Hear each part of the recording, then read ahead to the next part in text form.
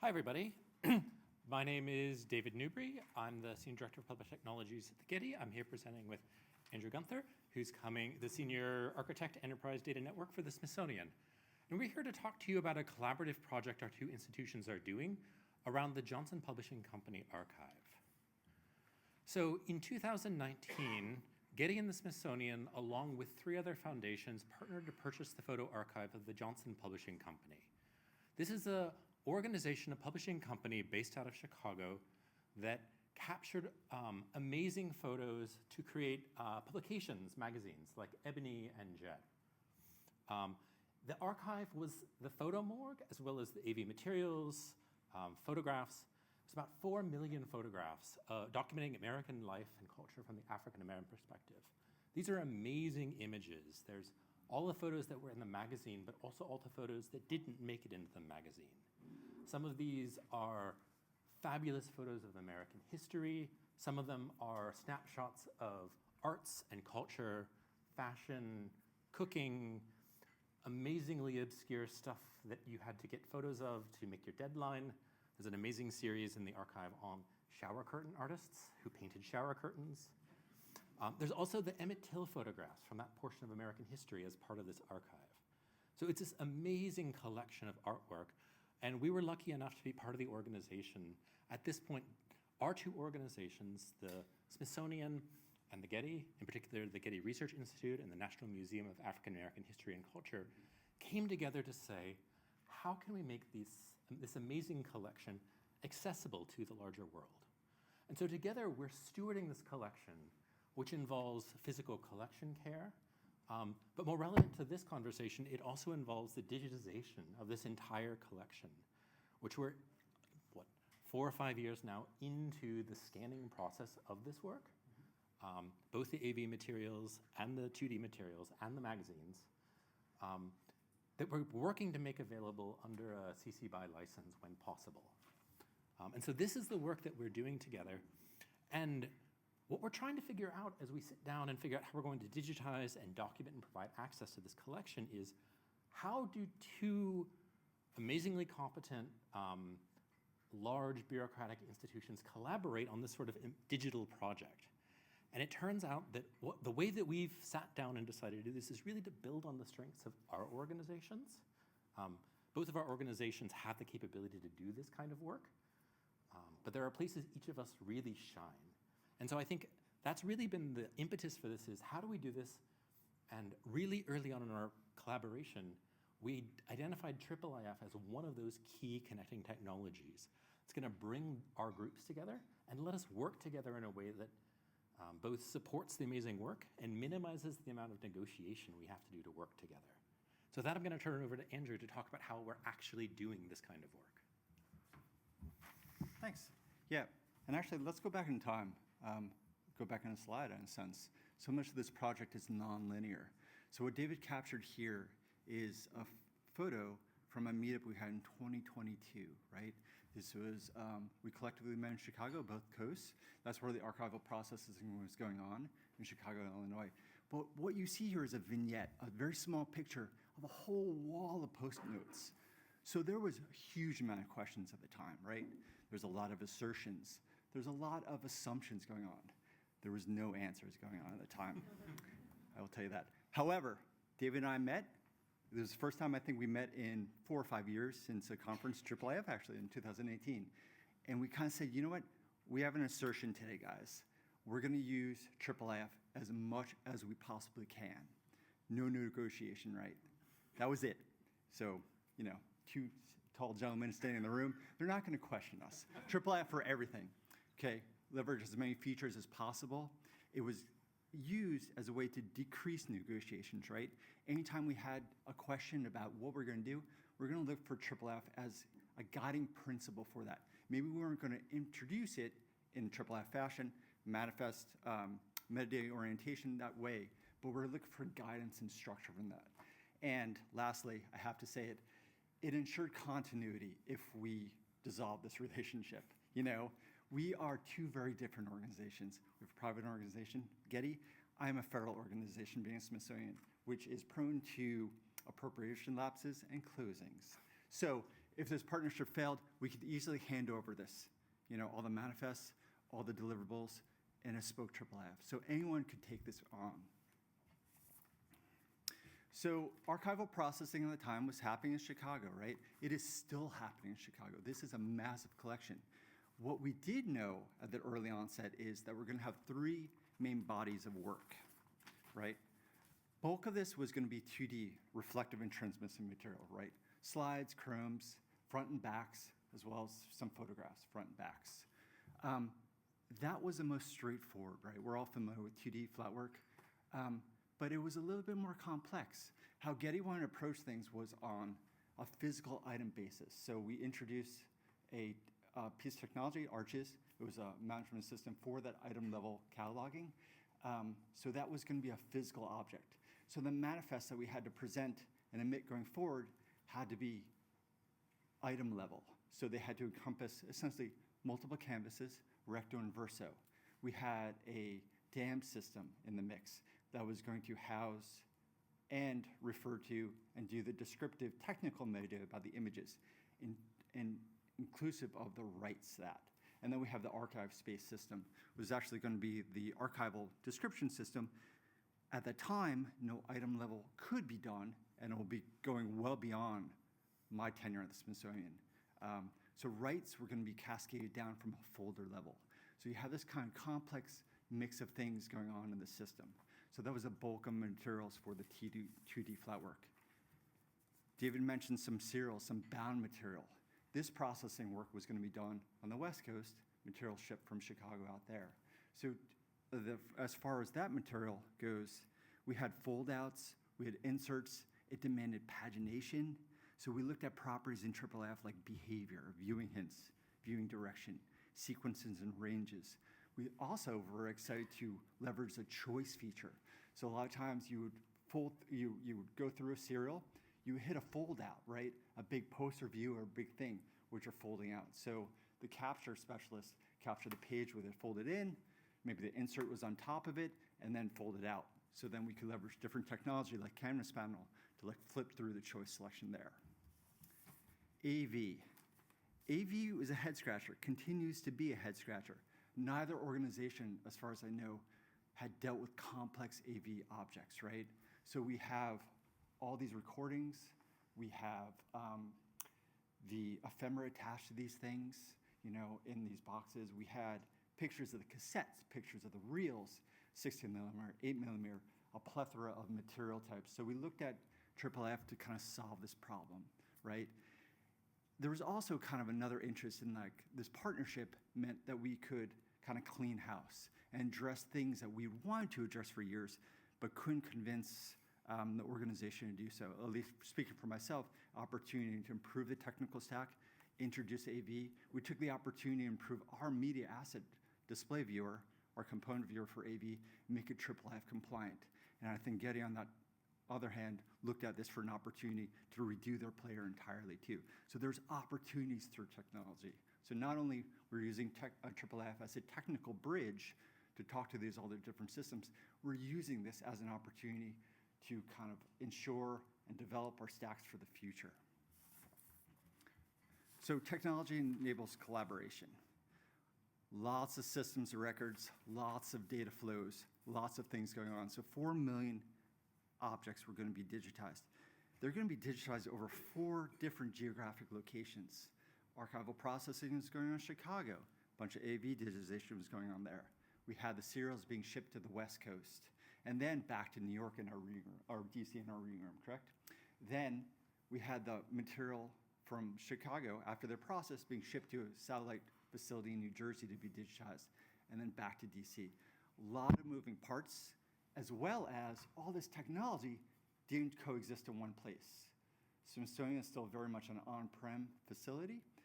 We have a fantastic data center that's modern-ish, but we are not modern in the sense of being cloud-based. So we had a mix of technologies being on-prem with the restrictions of getting through the firewall, with Getty systems like Archive Space and Arches and ID Manager, their linking system being all in the cloud.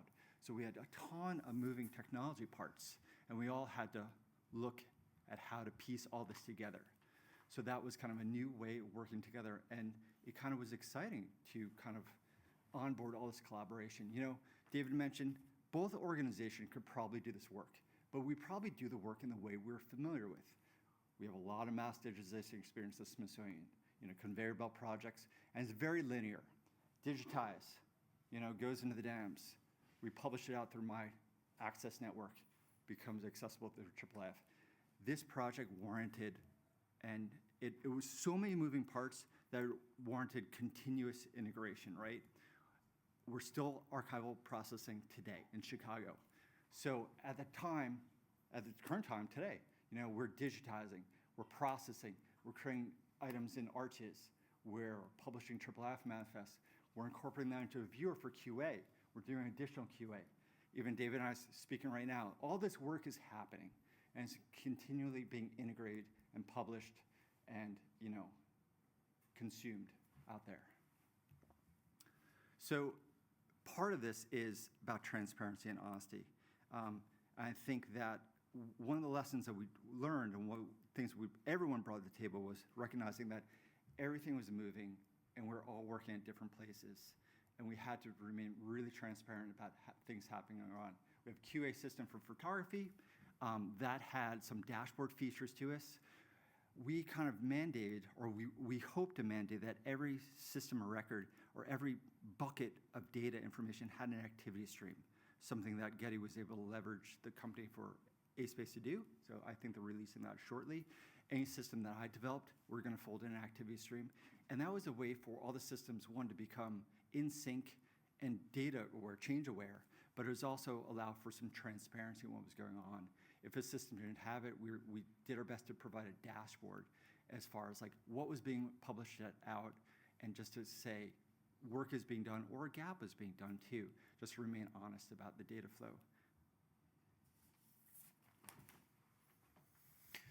And so this project has taken a whole bunch of really interesting technical work and helped us sort of understand how we will work together and how we'll manage this project at scale.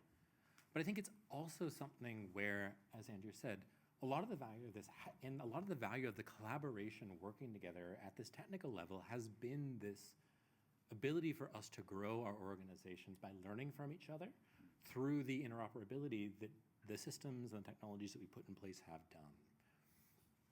And so if I look at our organization, as we've learned from the Smithsonian, how they do mass digitization, how they handle the sort of QA processes, it's really built out our own infrastructure on our side in our own archives to enable things like item level download, to really think about the way that we've learned from how the Smithsonian is managing rights for archival material, and have used that at the Getty to expand our own capability and to enable download within our own archives using the lessons we've learned from this collaboration. So much of our archival processing, and we're in the middle of rethinking how we do our own archival processing based on the lessons we've learned at the technology level working on this project.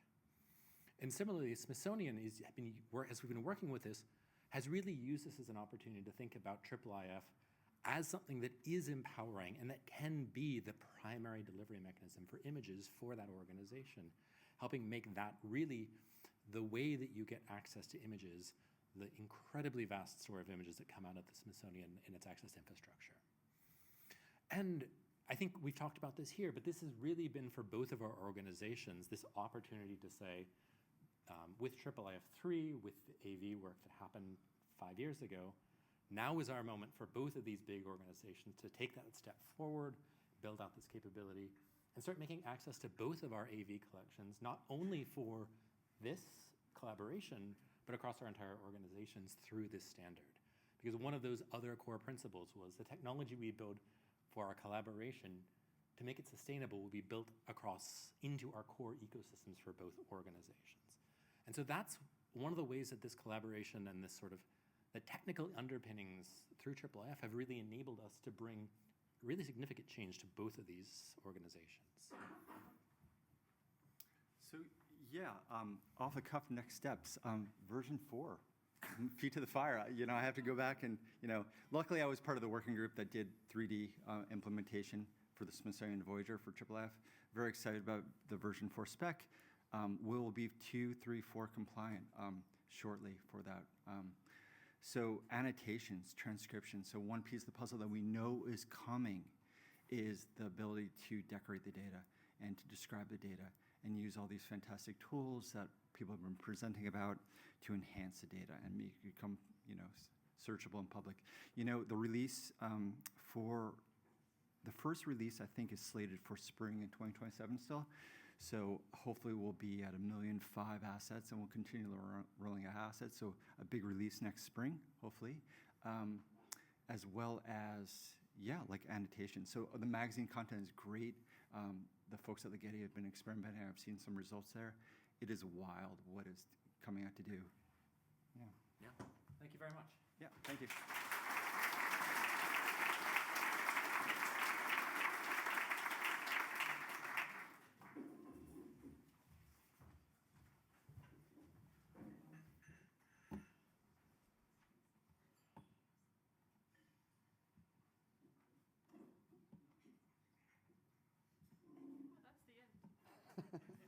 Thank you. Spoiler alert.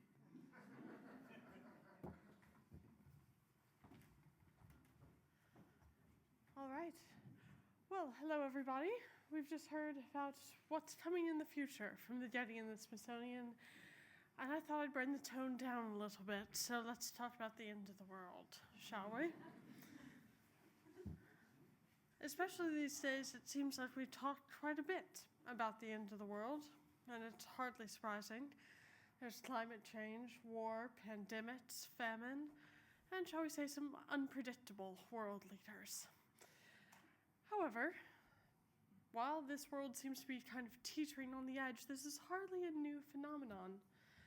After all, almost every major civilization has had their version of the end of the world, be it Vishnu saying, "I have become death, destroyer of all worlds," or the Aztecs' fifth sun in a time of earthquakes and cataclysms, or Ragnarok, if you're an Old Norseman, or Hollywood's fascination with UFOs and the apocalypse itself. However, if you're a medieval Christian living in England, likely very wealthy, you can commission 4 artists and a single scribe to make your end of the world look a bit like this, or this, or even like this. These are all images from a single manuscript. We call it Trinity Manuscript R16-2, otherwise known as the Trinity Apocalypse. It's a fantastically decorated book of about 31 pages, and almost all of it is just as decorated as those 3 images that we sent. For such a book, worth such an amount of money and really visually stunning, it's not a surprise that it has been imaged quite a bit. After all, we've held it for a good few years. It was given to us in 1649, and we've been holding on to it and preserving it in behind a locked-up door in a safe for just about as long. But the world has changed, and digital preservation is an issue, as is physical preservation. It's about 750 years old at this point, 775 to be precise, and it's definitely seen the toil of those years. The front is stuffed and fading, the pigskin almost decayed, the book literally bows out. So if you see it in the library, you see it here, in one of those cases on the far side with the wooden spindly legs, covered up with what is now a piece of red cloth, and behind some UV glass, under temperature and humidity controlled is an overstatement, but conditions. That's the only way we can let you see it. But we're an educational institution, and the ability for people to engage in a first-person way, to handle these books, is fundamental to our purpose and what we see as key within our educational mission. So we commissioned some nice images. We bound those images into a book, and it's the facsimile that most of our students will use unless they can give us a very good reason why they need to work with the real thing. That's both of those books, one facsimile and one real, in the same case. Now, I was doing this for a lecture I was giving about the nature of digital surrogates and making the point that surrogates are nothing new. However, I did slightly terrorize a conservator when he saw me putting a second Trinity Apocalypse into a case. Now, he was wondering, what if we could go back in time? What if we could see what the intervening 775 years had done to this manuscript?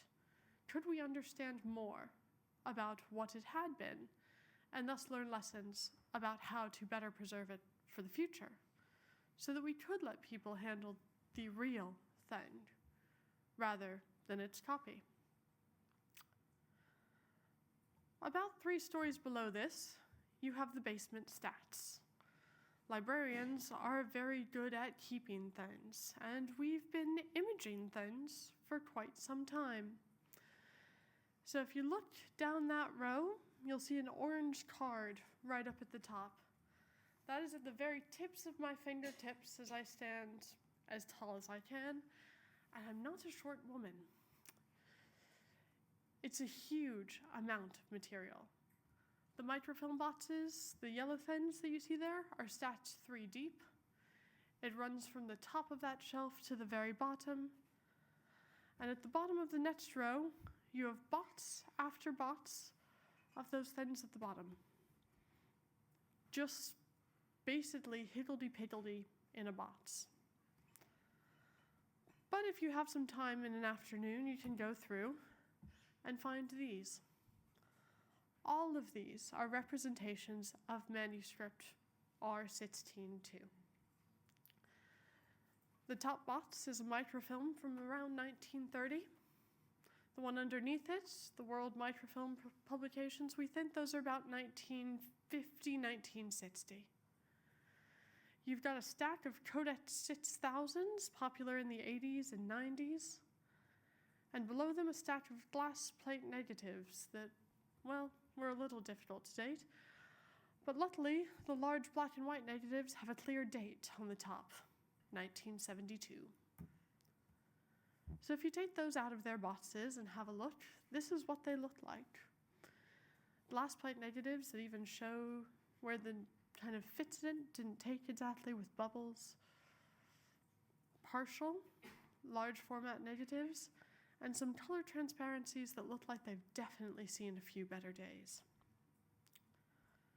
But how do we date glass plate negatives? Colleges love records. So we've got a council minute book where we've seen some concerns about photographing manuscripts. And indeed, the very first one of these, from 1899, is a professor from a university who was asked to take photographs of the illuminated manuscripts, giving us a date for the vast majority of our glass plate negatives, mostly 1899. So, the Getty and Smithsonian are scanning things in Chicago and LA and DC and all across the world. This is the scanner at my desk. There you can see some of our color transparencies, some of the glass plate negatives, and the ever-present blue Melinette's gloves, so that you can handle these things safely and not leave fingerprints on them. There was quite a bit of scanning. With these scanners, and also, apologies here as I forgot to take a photograph of it, the Scan Pro 2000, how you read microfilms. Now, when our microfilms were taken, they were taken as open books, basically. So it's the post-processing, the splitting the images, the giving them their names, thinking about how these things are going to relate to one another before you start stacking them up. And you come across just a few surprises. Our conservators were not hugely impressed by the binder clip used to hold open this manuscript when it was being imaged. I mean, it was the 1950s, but still. But if you try to stack those 2 images on top of one another, it doesn't work well. You've got them at 2 very different resolutions, one modern digital photography from 2022, The other one showing quite a bit of the desk that it seemed to be photographed on. So you need a bit of help. And I can write a bit of code to write a manifest, but I cannot write the code that you need to register images across from, well, any time period to the modern. So, in the spirit of embracing AI and what it can do, I asked AI if it could help me write some code to register images. I used Cursor AI, which is tied to Visual Studio Code, and indeed, it can. But AI doesn't see. AI can run the code, but it can't tell you when that code is correct or when the image is actually registered. But a human can, and it only took me about 5 tries and 5 different sets of code, and some that worked on some images and not on others, to try to figure out how these things could stack together. So, we've got 1899, 1930, 1950, 1972, sometime in the late 80s, sometime in the early 90s, and 2022. That's 3 centuries of looking at the apocalypse. So why on earth does it matter? Well, it matters for our conservators to see how things have changed and how things may change in the future. It matters so that we can see how people embraced and worked with this technology in the past and how we might do better. So, feel free to give it a try, and we're gonna really hope this doesn't crash the internet. Your hopes and prayers are appreciated, as it looks a bit like this. So all we've got is Mirador, currently running a manifest that's being served out of GitHub. And by adding an image, you can see where that glass plate's registered. Scrolling out, you can see that the plate only covered a little bit of the image, but you can see the gold gleaming on the sides. Add another, and we might be so lucky as to get the whole microfilm. If the internet decides to play ball, we'll see.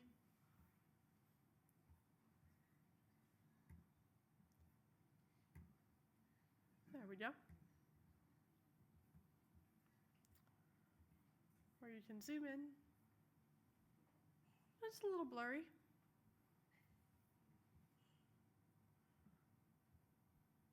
But the resolution was much better than in the color, despite the fact that this is the later of the two.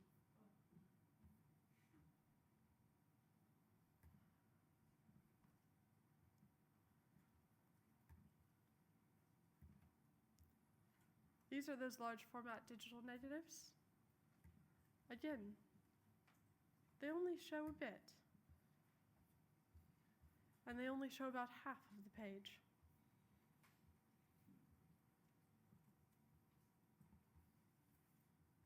So they took 2 of them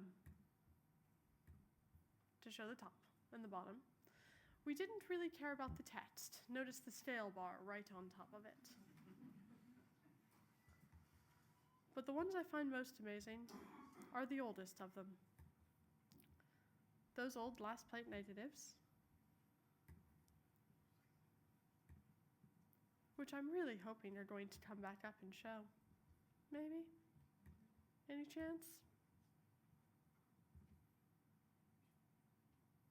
Doesn't seem like it.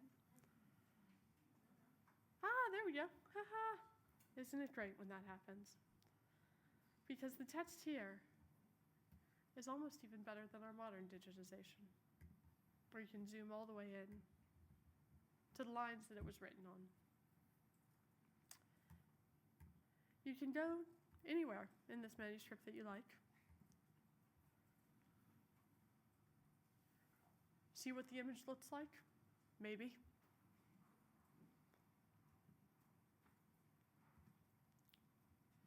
Look at how the green, a copper green, has started eating through the pages. Look at where the gold has flecked off. Look at the way the blue seems to be just as vibrant now as it ever was.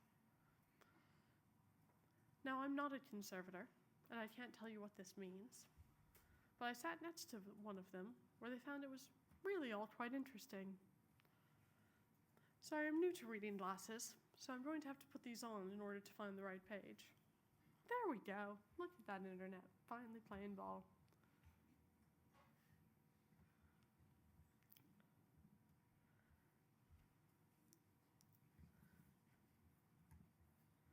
So remember the binder clip?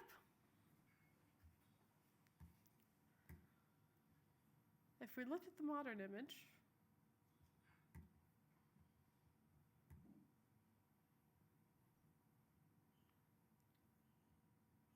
you would think that would go away. There's a hole right where that binder clip was.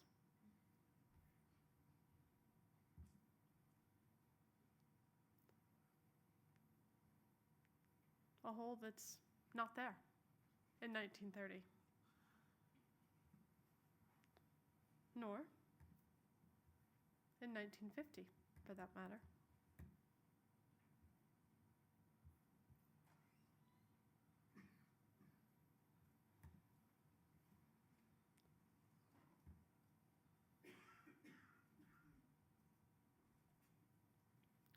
Nor in 1972.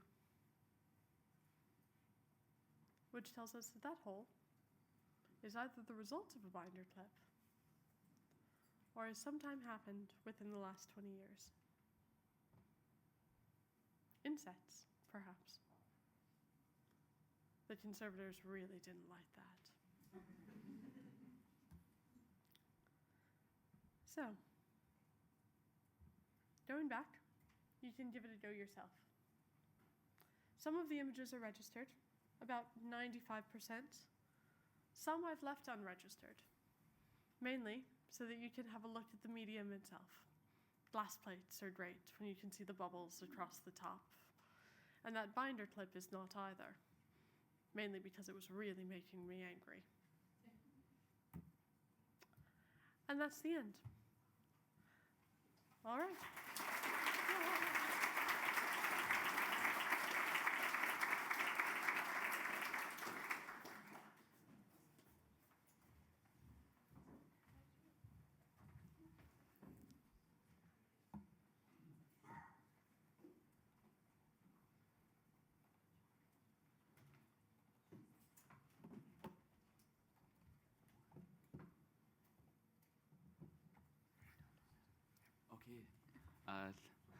Hello, everybody, ladies and gentlemen. Thank you for giving us the opportunity to speak here about our projects or our project. I'm Bernhard Schrettle from Austria, and this is Gerda Koch, also from Austria. I am an archaeologist, and I'm working with old stuff, very old stuff, about 2,000 years old, with the Association of Archaeological Museums in Austria. Gerda is an aggregator, and she's doing a lot of technical things, and she will speak about these things later. We made excavations at the place where several Roman sanctuaries were built, Roman temples here in Frauenberg in the south of Austria. And today I learned that Leiden was also a very old town. It's called Luctunum Batavorum, from a name of the Celtic Batava, somehow familiar with the Frauenberg, where there was also a Celtic cult place, and it's quite an interesting place. We had a project, Digital Temple, but virtual reassembly of architectural elements that were found there. Here you see several stones, big stones that were found there. But we found hundreds of stones, small stones, big ones, and they all belong to one building. So the problem is how to reassemble all these things. And another problem, they are not all at the same place. They are scattered at different museums, some private property, storerooms, and we wanted to reassemble them digitally. So that was an idea of our first project. digital reassembly. Here you see the small stones from columns, from entablature architraves, and so on. And when I started with these things, I draw them with pencil. That's how we do it in archaeology. We draw things. Now we make 3D models, and that's just to show you. We started with a scanner, but now we make it with structure from motion, and it's so easy, and it works so well, and we can do very exact 3D models. The right shows it's so important for us to measure the diameter of the columns for the reconstruction of the buildings. So, and it's quite an easy method. You see the programs which we are working with MeshLab, GigaMesh. It's a very good program made mainly for archaeology, and the Blender, you know, for example. So in this project, we tried to reconstruct these buildings, but of course there are enough parts missing, so we had to make some reconstructions. But here you see just two examples how they fit together. And we also made reconstructions of these statues. It's a statue of Mercury that we found several years ago. There's the head missing and the right arm is missing, and virtually you can reconstruct them. That's quite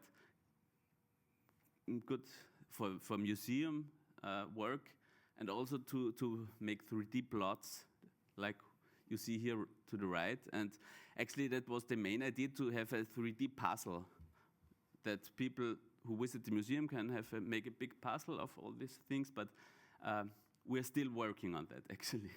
And for science, for scientific work, it's very interesting. I mean, we could do so many things, and we are thinking about so many things. That's, for example, Mercury, the statue that we found, and we can compare it to a statue that was found in Greece, in North Africa, in Rome. And yeah, there are so many details that we could compare, but we need quite good models of these things. So we have a lot to do still. Now, this is how we got to know each other when all these problems appeared. And there was a national call in Austria in 2025 for the increase of findability of data, adding value to scientific research, and being able to establish connection between research data. And we thought, okay, this is a very good use case for IIIF. So we inserted a project which is called Digital Openness for Local Museums in Styria through the use of IIIF. And this started now in this January and will go until the end of October. So we are now right in the middle. We defined our project aims as providing IIIF metadata manifests with these archaeological objects, being able to annotate with IIIF, create a IIIF virtual collection, and also create research data sets for reuse in the common data space for cultural heritage. So what was the most interesting API, IIIF API for us, was the presentation API version 3 and version 4. This is a technical snapshot of our tools and services we have integrated now so far. After 5 years, we're right in the middle of the project. And the back end, we are automatically converting the metadata to IIIF manifests and storing the metadata and the objects. In the back end, we also provide an OEM PHA provider. We have an OEmbed service and assign persistent identifier with the Archaeological services. On the front end, we use a Nextcloud application where we integrate a IIIF tool and app for the management of the data. Here we use also for annotation the IIIF application. And for external services, we are currently using Universal Viewer and also testing with Smithsonian Voyager. So this is now a screenshot from the tool inside. We're using the open source platform Nextcloud, which can be adapted with tools you need for individual needs. Here, the content partner or the museums upload their metadata, and this is then automatically processed into IIIF manifests. We're reusing here a script, a mapping script, which was developed in context of the Europeana portal, the European Data Space for Cultural Heritage, where we automatically create manifests out of EDM, Europeana Data Model metadata. This has been developed especially for image repositories, but can be reused also for 3D. And it's using and it's converting into the IIIF manifest version, presentation AP version 3. It can be reused as an online tool, and it can also be the script can be downloaded from a GitHub for your local purposes. So everyone in the room who has EDM metadata, this is an easy way to create your manifest automatically. Here is a screenshot now in the IIIF tool. We integrated to the host to the cloud platform. There you can view the IIIF manifests. The digital objects are hosted there. The persistent identifier is displayed. The embed service is there. There's a link to the annotation tool. We integrated IIIF in here, and an iframe link for the universal viewer reuse, and a brief view for the universal viewer reuse.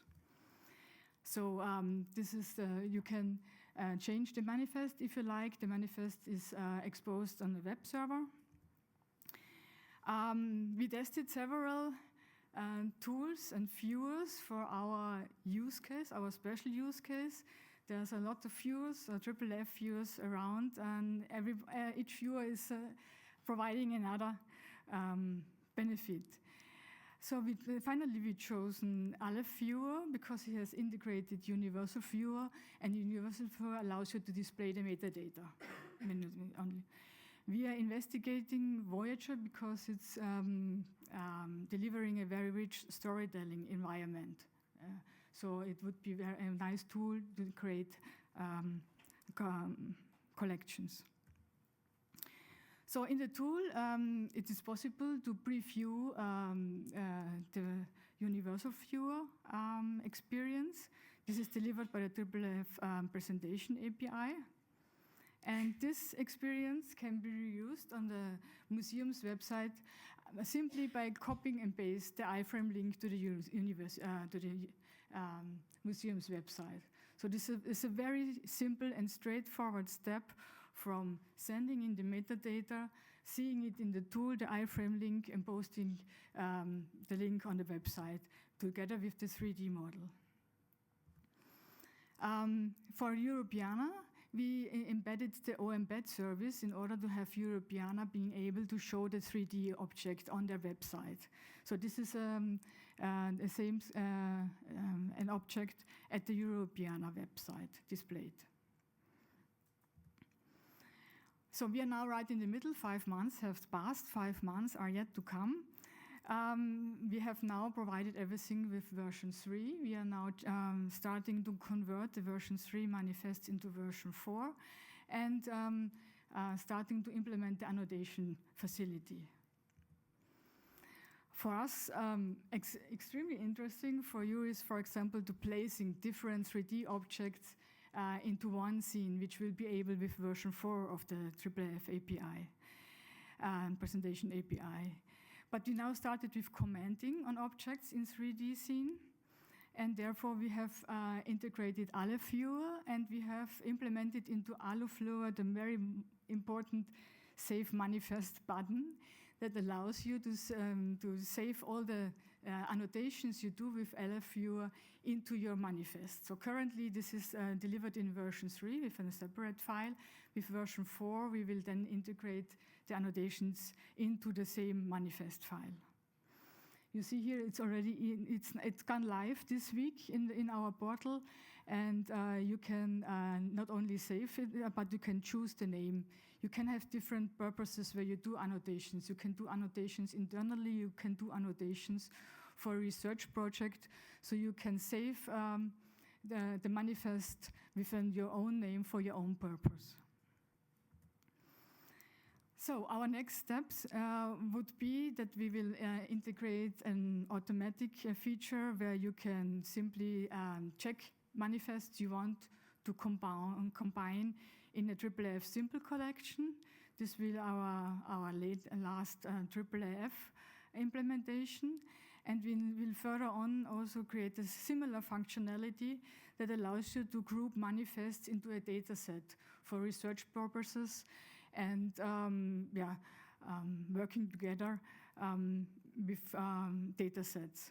This is also will be described probably with the datasheet for dataset initiative metadata, and can be then ingested to the European data space for cultural heritage as a whole dataset, as a research dataset with the annotations. So, with this, I have come to an end. This is your... We just continued the excavation, so the problem is that we already found new architectural elements, so it's a never-ending story, unfortunately, but we're on a good way. Thank you for your attention.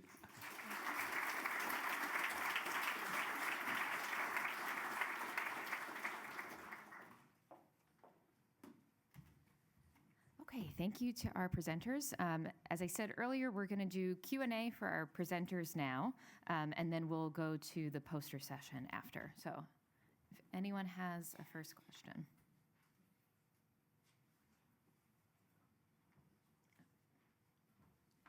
I have a question for the last presentation. Because as you say, the work is ongoing, but you have a functionality to make data sets which you upload to Europeana or to the data space. And I was wondering, does that mean that the manifests that you're uploading as a data set are fixed and won't change anymore? Or are you uploading a certain version of the manifest which may change later, and how are you going to handle those changes? The functionality is now that you group the different manifests in a certain zip with a certain version. And you can insert this zip file as a whole data set to the data space. The data space entry tool for data sets is still under development, but it will feature versions. So you can create a new zip file with a different version afterwards. So there's a versioning concept behind. Okay, thank you.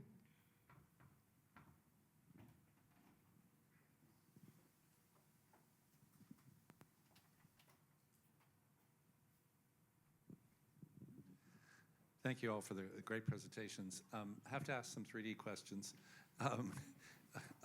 For the Getty Smithsonian project, are you, since you also have access to a 3D viewer, are you thinking of that, is that part of the Johnson project too? They must have some 3D material, and how will that integrate with your development? So I think we're ready if it comes along. So archival processes is still happening. I haven't heard that we have any candidates to be digitized and modeled by that team. I think it would be Vince Rossi and team at the Smithsonian would be digitizing. I think we'd probably take that on. But we're ready for it. It's kind of very exciting that in parallel we were doing the V4 work with y'all. Yeah, so we're ready. No, it's been great collaborating like that. But you have trophies. There was an awards ceremony in one of your photographs. There must be some... You know, and we will certainly ask the head of the processing team for that. It is a great question, and we're going to bring it up when we get back home.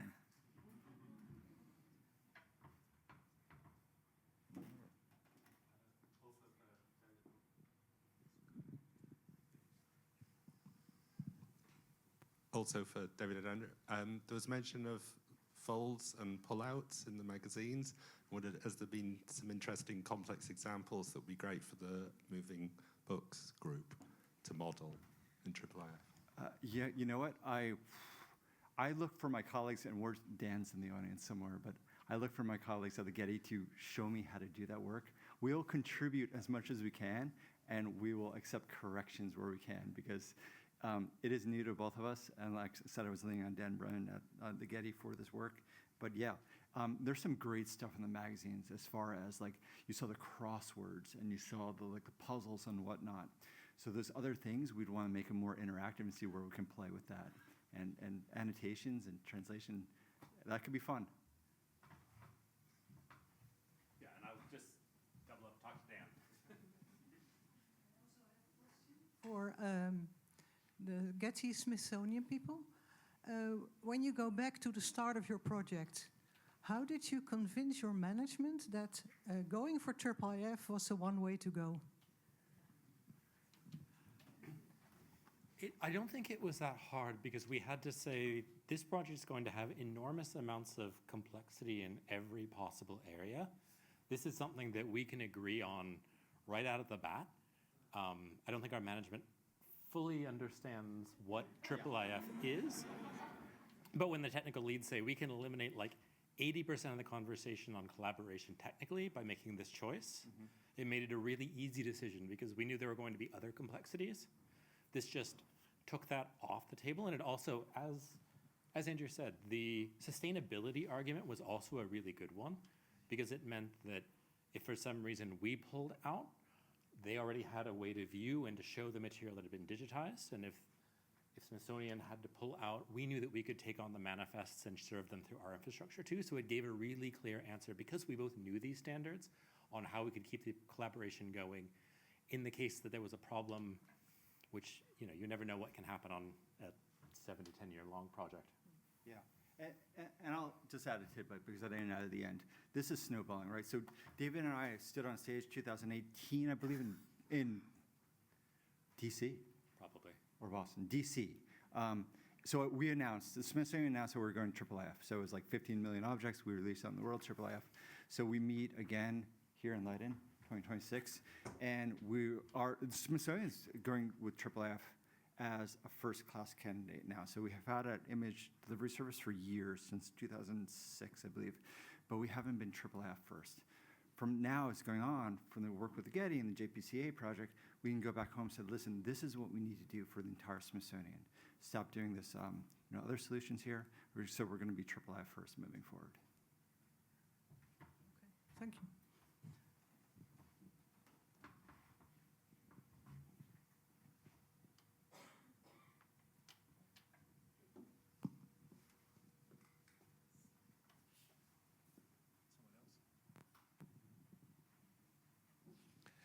Thanks. Question for the DOMI team. Wow, that's a question.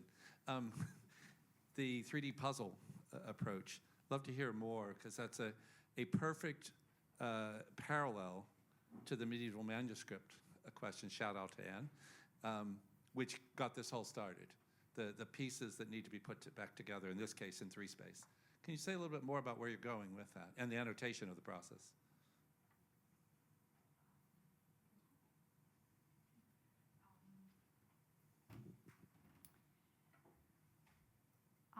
We will start with the Mercury statue as an annotation, and I have a vision that we have different. We have real captured 3D objects, and we have you have seen we have objects that we have stuck together.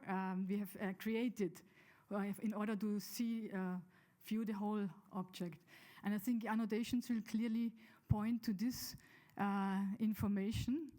And it will be a really super use case having them all put together in version 4 and marked like this is machine, like we had in the morning, with a clear marking. This is something which is real, and this is something which has been done in order to have the feeling. I know that for Mercury, the museum has already printed different heads. Where the kids can choose when they come to the museum which head they would like for the Mercury. So there's a lot of application possibilities in the future here. And that's wonderful. And much like transcribing and other things we've seen, presumably there's some potential for automation and some pattern recognition and AI. We were talking with the Marcus team, among others, about that. Just wondering if there's some crossover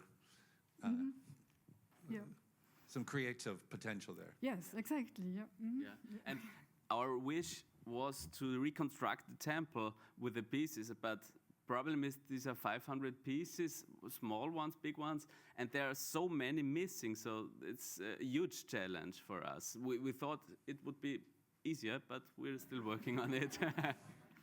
Absolutely agree, but a question and a challenge for us, where we're trying to develop collection commons, we know sometimes where other pieces are, and through our networks, we should try to find matching pieces, because they're going to be hiding in collection, which is how the medieval manuscript challenge was. Yeah, thank you. We will try to be as open as possible.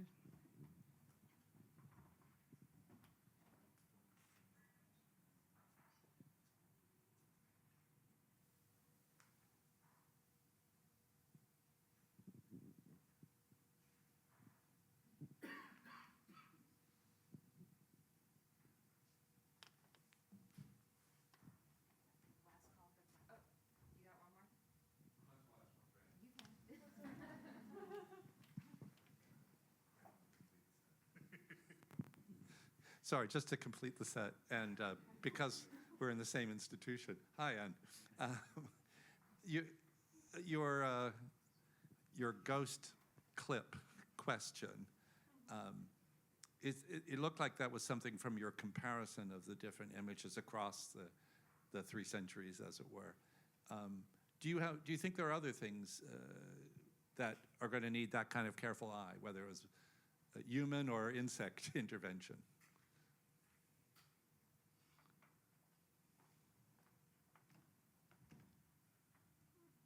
I think conservators do a wonderful job at identifying these sorts of things. I mean, we're an incredibly rich institution with the cultural heritage objects that we hold across the University of Cambridge. And we're lucky enough to have colleagues who do take such a careful time in looking at our objects. But I think where the images can come in is helping to provide that historical perspective. If they can know when something happens, they can know how to better repair it and how to most safely repair it. So we can assist, but I certainly would never step on a conservator's toes when it comes to how to fix it. No, it just looked like a good aid collaboration. Thanks.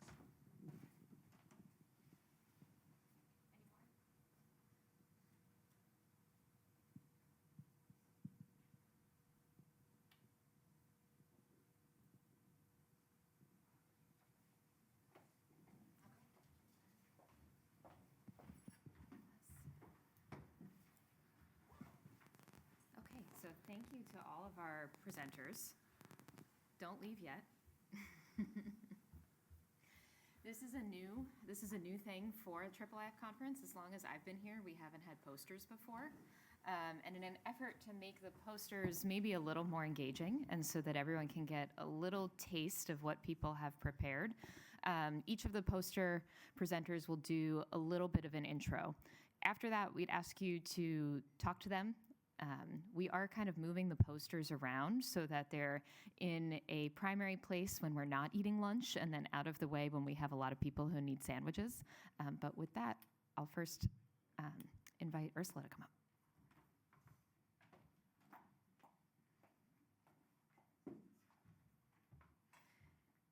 Yes, so my poster is about sustainability and people around the technology, I could say. IIIF sustainability may be often or first discussed as a technical challenge, but we would say it's equally a human one.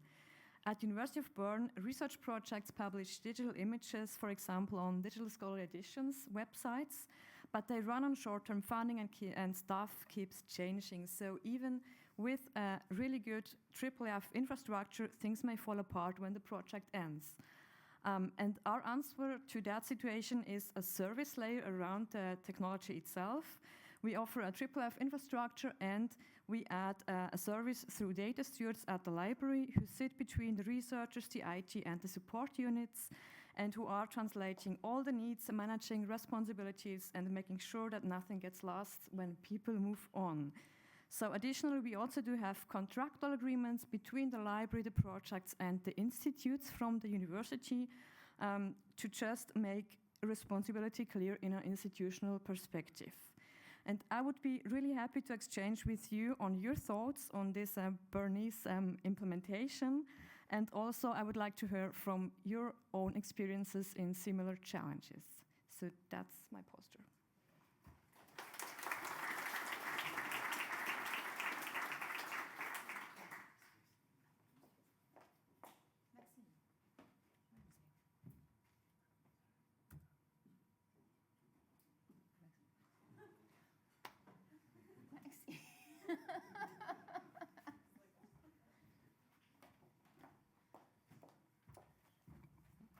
Hi everyone. At CRC Laboratory, we do physico-chemical analysis on cultural heritage. More and more, these objects are studied with many techniques like Raman, FTIR, XRF, and other instruments. But this instrument acquisition usually lies far from the IIIF images of this object, like two silos with no bridge between them. So we try to build one. Mirador XY Viewer is a set of open source visualization plugins that brings physico-chemical data into Mirador 4. Each result comes as a web annotation pointing to a region of this canvas. Depending on its body type, the plugin shows it has a spectrum chart, a chemical maps, or filter view. Mirador XY Viewer are source agnostic. They work with any IIIF endpoint serving annotation in this structure. Thank you for your attention, and I will be happy to talk with you.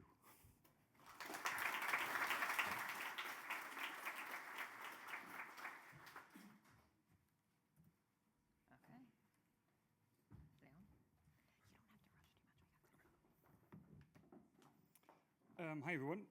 2 years ago, you could have seen me present on a pipeline for extracting information from Dutch archival sources, in particular the Dutch East India Company.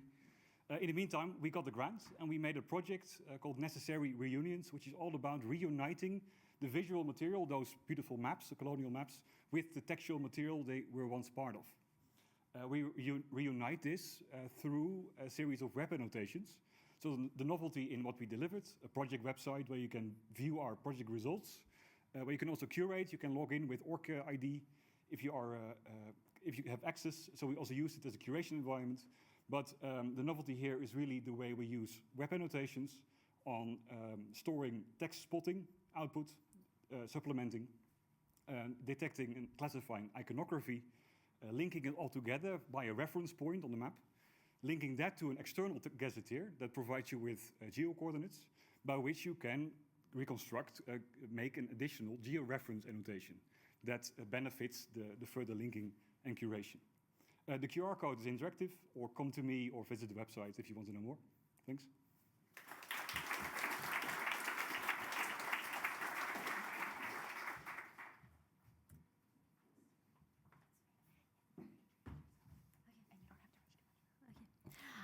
Thank you all. I'm from the University of Bologna in Italy, and today I'm presenting the interim annotator.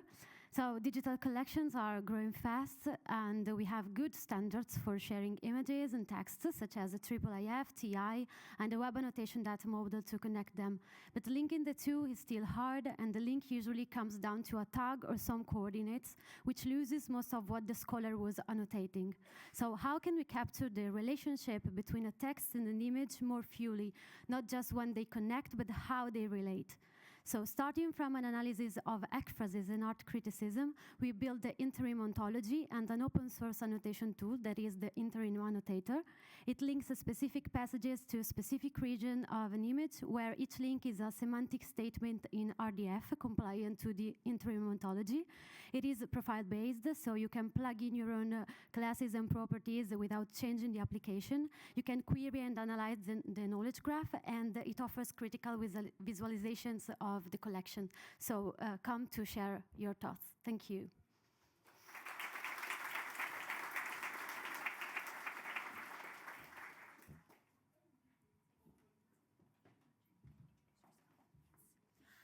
Hi everyone, I'm Marina and I'm an Egyptologist, and in my project I am basically researching visual interactions across different media. For example, when an iconographic motif appears on linen, on papyrus versus on tomb walls. And to do this, I am combining an approach that basically includes comparing images in Mirador, but also visualizing a diachronic trend with network graphs, and also experimenting with the visual pattern detector software, which was developed by the CSMC, where I'm currently working. And all of this will be ideally, at the end, also published as a digital exhibition on the topic, which will again share the results and the methodology with the general public. But as it is all just barely started, I very much look forward to your feedback and comments. Thank you.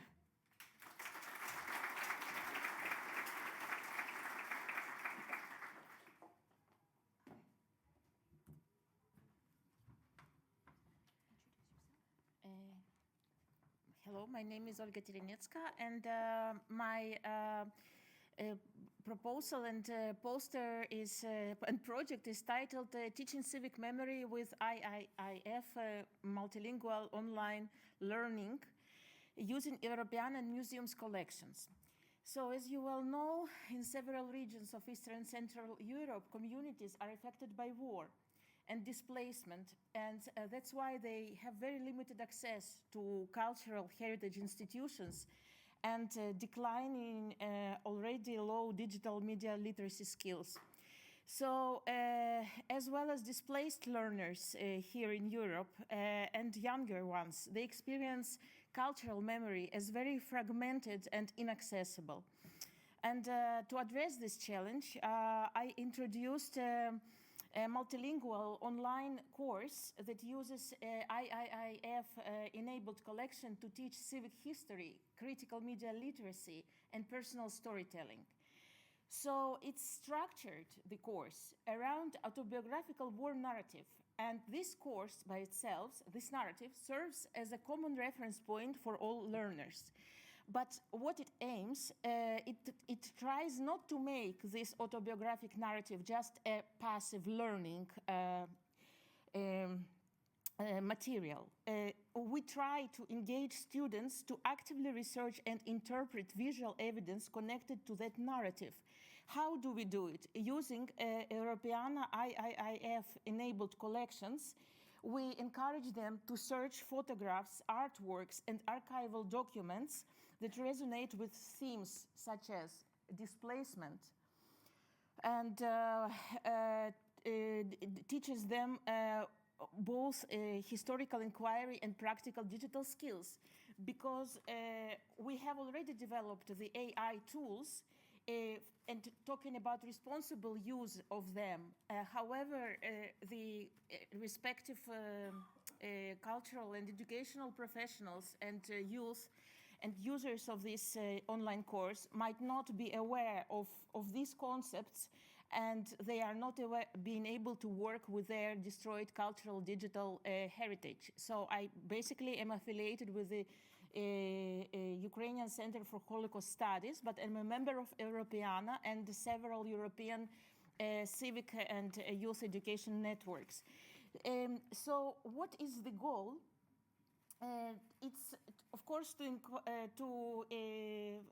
popularize and multiply use of the tools presented at this conference, but it's mainly to demonstrate how IIIF can support teaching and public humanities work in under-resourced post-conflict contexts, helping learners to reconnect their personal, cultural, and institutional histories through sustainable digital methods that other educators can easily replicate and partially offset terrible institutional bystanding of this conflict on the part of European institutions, unfortunately. Thank you.